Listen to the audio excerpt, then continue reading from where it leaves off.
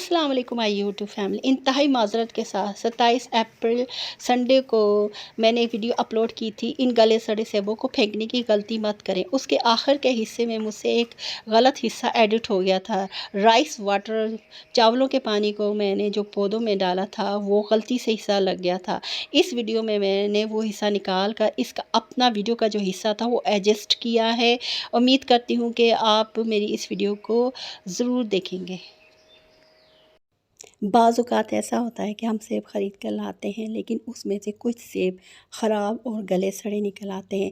अब हम इन ख़राब सेबों को डस्टबिन में फेंक देते हैं, लेकिन इन्हें डस्टबिन में ना फेंकें। मेरी आज की वीडियो में शामिल है कि इन ख़राब सेबों से हम कैसे फ़ायदा हासिल करें। मेरी ये वीडियो बहुत इम्पॉर्टेंट है, इसलिए इसे प्लीज़ स्किप ना करें, इसे एंड तक देखें। इसमें बहुत सी फ़ायदा पहुँचाने वाली टिप्स और ट्रिक्स शामिल हैं। इसके अलावा मेरी इस वीडियो में शामिल है वॉशरूम के टेप, जिनकी चमक बोरिंग के पानी की वजह से मांद पड़ जाती, इनको कैसे दोबारा चमकदार बनाएं, और पढ़ने वाली जो रीडिंग वाली ऐनक होती है उसको दोबारा से किस तरह चमकदार बनाएं, उसकी ऐनक को, उसकी ग्लासेस को किस तरह से साफ़ करें।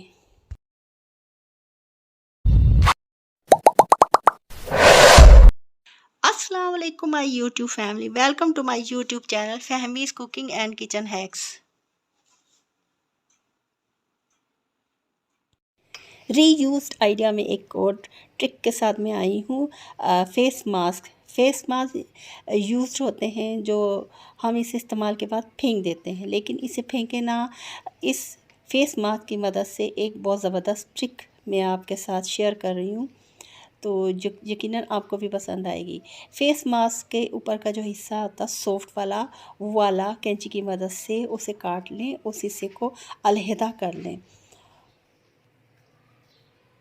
सन ग्लासेस या रीडिंग ग्लासेस को साफ़ करने के लिए, पढ़ने के दौरान हमारे रीडिंग ग्लासेस होते हैं, ये इन पर निशानात पड़ जाते हैं। इन निशानात को ख़त्म करने के लिए, साफ़ करने के लिए पेट्रोलियम जेल लें या फिर वैसलीन, और कॉटन बड की मदद से इसे ऐनक के शीशे के ऊपर अच्छी तरह से लगाएं और इसके फ्रेम के ऊपर भी लगाएं।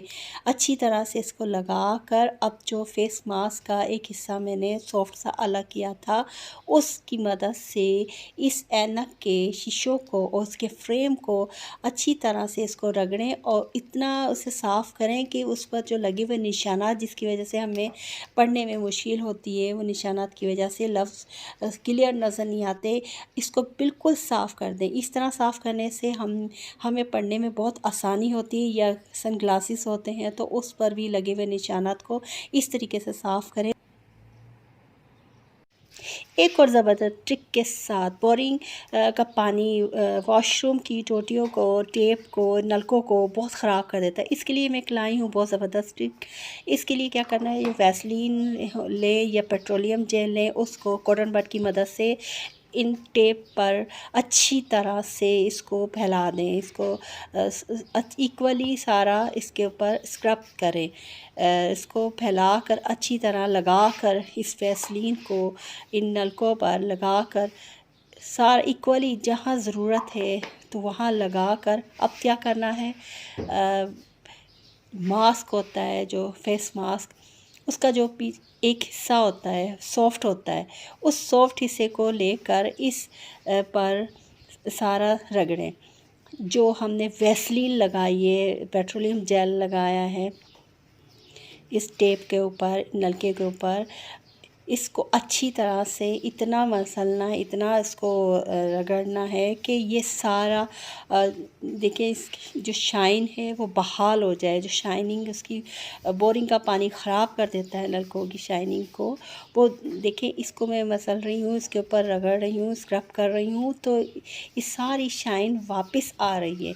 इस तरह करने से हमारे जो वॉशरूम की टोंटियाँ हैं, नलके हैं, वो बड़े ज़बरदस्त हो जाते। अब कोई टिश्यू पेपर लेके उसको फिर यही अमल करना है, यानी कि इसके ऊपर अच्छी तरह रगड़ें और इसकी देखिए चमक कितनी ज़बरदस्त हो गई है, दोबारा बहाल हो गई है। जो ये बोरिंग का पानी ने सारे वॉशरूम की टूटियों को, टेप को, नलकों को ख़राब कर देता है। आप भी देखें, जब आपके घर के वॉशरूम के नलकों की चमक मांद पड़ गई है तो ये तरीका करें। इससे बिल्कुल ऐसे हो जाएंगे जैसे अभी नए लगाए। इनमें इनकी चमक दोबारा बहाल हो जाएगी और ये शाइन करेंगे। जब हम फल परचेज़ करते हैं, घर लाते हैं, इसे जल्दी इस्तेमाल ना किया जाए तो वो चंद दिनों में ख़राब हो जाते हैं। गले सड़े फल सेहत के लिए और खाने के लिए नुकसानदेह होते हैं, खाने के काबिल नहीं रहते। इन गले सड़े सेबों को फिर डस्टबिन में फेंक दिया जाता है, क्योंकि ये सेहत के लिए नुकसानदेह हो सकते हैं। लेकिन इनको डस्टबिन में ना फेंकें। आज मैं आपसे कुछ अहम तरीके शेयर कर रही हूँ इन गले सड़े सेबों को इस्तेमाल करके, जो यकीनन फ़ायदेमंद साबित होंगे। वीडियो को स्किप ना करें, इसे कंप्लीट देखें। पहला तरीका जो मैं शेयर कर रही हूँ, सबसे पहले एक बग़ैर इस्तेमाल की प्लास्टिक की बोतल लेनी है। इसे नाइफ़ या कटर की मदद से इसे काटें। बहुत ख्याल से काटें, कटर की मदद से अपने हाथों को बचाकर, ताकि आपके हाथ ज़ख्मी ना हो। एहतियात से काटें। कटर से काटने के बाद देखें कि बोतल के किनारे अगर शार्प हैं और अगर हमवार हैं तो इसे सीज़र की मदद से इसके गैर हमवार कॉर्नर्स को स्मूथ कर लें और इसे एक तरफ रख दें। अब ये जो गले सड़े सेब हैं, इनको स्लाइसिस में काटें। इनके छोटे छोटे पीसीस करने हैं। ये सेब चूँकि ख़राब हैं, गले सड़े हैं, इसलिए एहतियात के तौर पर किचन ग्लव्स पहन लें।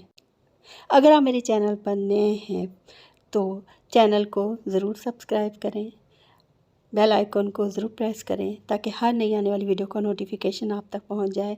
वीडियो को लाइक करें। आपका दिया हुआ एक लाइक हमारी हौसला अफजाई करता है। हम नए नए आइडियाज़ के साथ आपके पास आते हैं।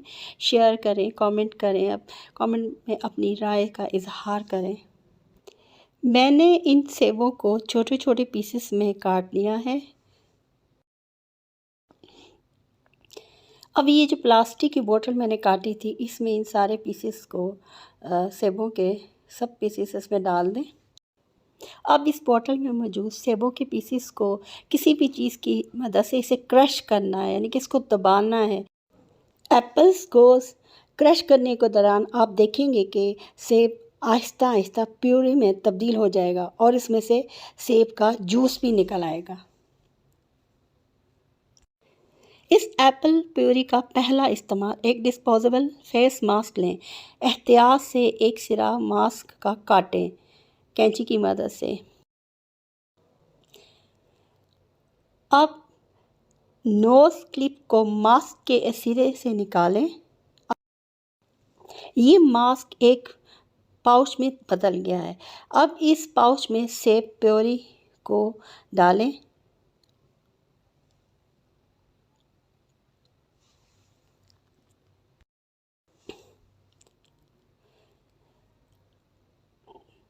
अब इस क्लिप को फेस मास्क पर टाइटली अच्छी तरह से बांध दें ताकि ये प्यूरी जो है इसके अंदर वो बाहर ना निकल सके इस्तेमाल के दौरान। घर में बहुत से स्टेनलेस स्टील के बर्तन होते हैं, जैसे कि चाय बनाने वाली स्टील की देगची। अब इस देगची को देखें। इस देगची में बोरिंग के पानी के निशानात लगे हुए हैं और इसमें चाय पक पक कर चाय के निशानात भी लग जाते हैं, जो आसानी से रिमूव नहीं होते।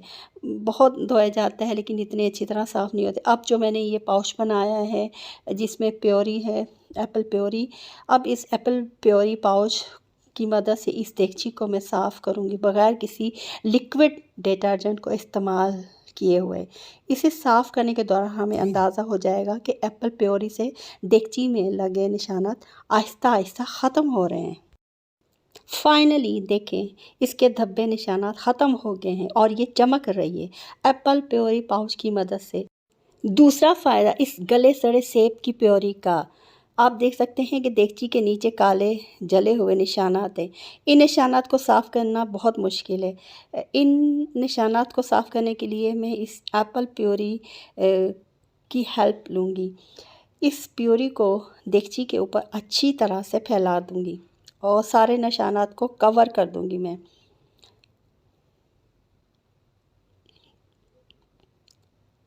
इस तरह करने के बाद इसको कुछ देर के लिए छोड़ दें। इसके बाद इस प्योरी को इसके ऊपर से हटाएं। अब बर्तन धोने वाली जाली की मदद से स्क्रब करें। जले हुए मार्क्स आहिस्ता आहिस्ता ख़त्म होते जाएंगे। इस तरीके से किसी भी डिटर्जेंट को इस्तेमाल किए बगैर देगची के निशानात को आसानी से उतार दें। ये बहुत ही आसान और बेहतरीन तरीका साबित हुआ सफाई का, सिर्फ एप्पल प्योरी की मदद से। अब इसे किसी टिश्यू पेपर की मदद से साफ़ कर लें, इसे उतार दें। आप देख सकते हैं कि कितनी अच्छी तरह इसकी सफाई हुई है। इस पर ब्लैक सारे निशानात ख़त्म हो गए और कितनी इसमें चमक आ गई है। अब इस एप्पल प्यूरी पाउच का तीसरा फ़ायदा, चूल्हे जो गंदे हो जाते हैं, मुश्किल से साफ़ होते हैं, इस एप्पल प्यूरी पाउच को इस चूल्हे के ऊपर स्क्रब करें। कुछ वक्त के बाद आप देखेंगे कि इसके ऊपर की मैल कुचैल उतरना शुरू हो गई है और ये चमकने लगे हैं और ये साफ़ होते जा रहे हैं। ये बड़े अच्छे तरीके से साफ़ हो जाएगा। एप्पल प्यूरी लगाने के बाद इस जाली जो बर्तन धोने वाली होती है उसकी मदद से थोड़ा सा इसे रगड़ें।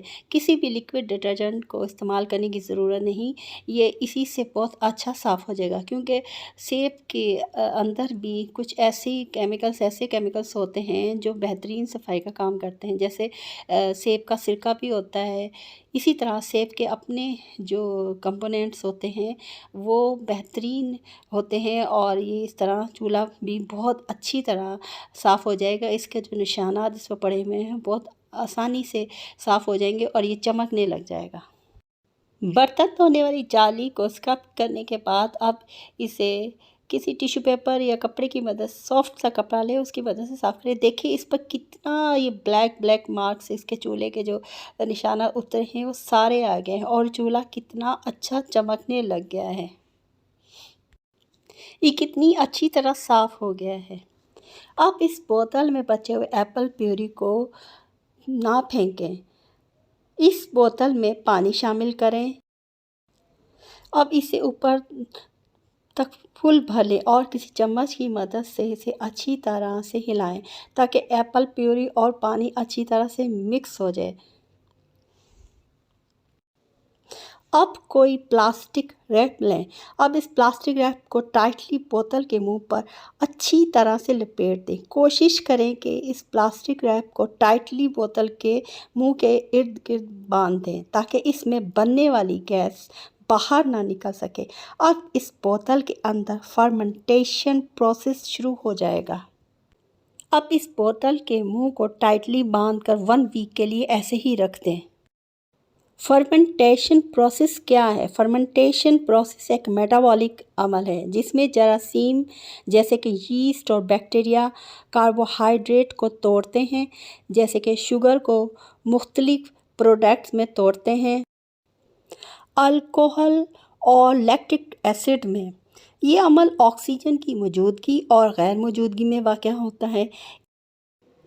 बहुत सी इंडस्ट्रीज़ में, जिसमें ग़ज़ा को महफूज करना, मशरूबात की पैदावार में, हत्ता कि कुछ मेडिसिन की तैयारी में भी ये फर्मेंटेशन अमल किया जाता है। एक इम्पॉर्टेंट बात के फर्मेंटेशन प्रोसेस के लिए शीशे की बोतल को इस्तेमाल नहीं करना। इस फर्मेंटेड होममेड एप्पल जूस को 7 दिन हो चुके हैं। इसके नेक्स्ट स्टेप के लिए सबसे पहले तो हाथों में हैंड ग्लव्स पहन लें। किचन ग्लव्स होते हैं जो, वो पहन लें। कोई भी ग्लव्स आपके पास हो वो पहन लें। अब इसको जो मैंने टाइटली बोतल को ऊपर से बंद किया था इसलिए कि फर्मेंटेशन के दौरान जो गैसेस पैदा होती हैं वो रिलीज़ ना हो, बाहर ना आए। इसे अच्छी तरह से आप ओपन कर लें। ओपन करने के बाद इसको नेक्स्ट इसमें किसी भी बर्तन में शिफ्ट करना है। इसके लिए कोई पुराना सा स्टैनर ले लें, मेरे पास नहीं था इसलिए मैंने ऐसे ही इसको दूसरे बर्तन में इसे शिफ्ट कर दिया। एप्पल प्यूरी को मैंने निकाल दिया है और मैंने इसका जो जूस था वो अलग कर दिया है। इसको नाप लेना है, अंदाज़ा कर लेना है कि ये जूस कितना है। मेजरमेंट बहुत ज़रूरी है इसमें। अब इस एप्पल फर्मेंटेड जूस का एक हिस्सा लेना है और 5 हिस्से पानी के लेने हैं, या एक हिस्सा इस फर्मेंटेड जूस का लेना है या 10 हिस्से पानी के लेने हैं। 1:5 का या 1:10 का रेशियो रखना है। अब इस एप्पल जूस को किसी भी बाल्टी में डाल दें और इसमें पानी शामिल कर दें। इसी रेशियो के मुताबिक एप्पल जूस को लेना, एक हिस्सा एप्पल जूस का, 10 हिस्से पानी के। इसको किसी भी बाल्टी में डालकर डाइल्यूट करना है। डाइल्यूट करने के बाद मेरे पास स्प्रे बोतल थी जिस सुराख किए थे मैंने उसके लिड पर, उसके अंदर मैंने इस जूस को भर दिया है। ये प्लांट्स को स्प्रे करने के लिए मैंने बोतल तैयार करके रखी हुई है। अब बाकी जो फर्मेंटेड एप्पल जूस बच गया है इसे मैंने गार्डन में जो पानी दिया जाता है उस बोतल के अंदर मैंने इसे पूरा भर दिया है।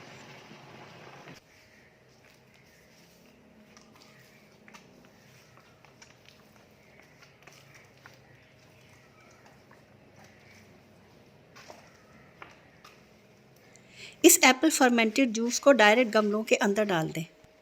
इस होममेड फर्मेंटेड एप्पल जूस में मौजूद आयरन, मैग्नीशियम और दूसरे एलिमेंट्स मिट्टी के लिए बेहतरीन फर्टिलाइज़र साबित होंगे। ये मिट्टी की पीएच को भी एडजस्ट करेगा, पौधों के येलो पत्तों को भी ग्रीन कर देगा।